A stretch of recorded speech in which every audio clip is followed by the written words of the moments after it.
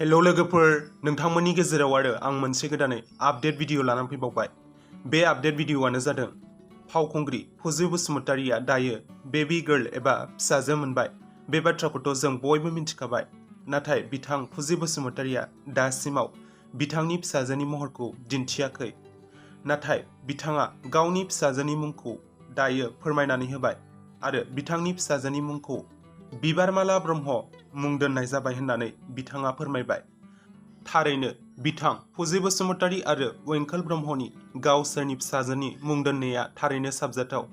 मानोना बिबारमाला ब्रह्म मुङा बर'नि नंगुबै ओंथि गोनां मुं आरो बेराफारसेथिं बिबारमाला ब्रह्म बे मुंखौ जोङो बर'नियाव खोनाबाङा एबा गैयाखौनो बुंजायो।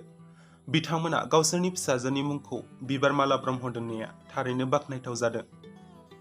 नोंथांमोनहाबो बिथांमोनहा गावसोरनि फिसाजोनि मुंखौ बिबारमाला दोननायखौ बयबो मोजां मोनदों जानांगौ।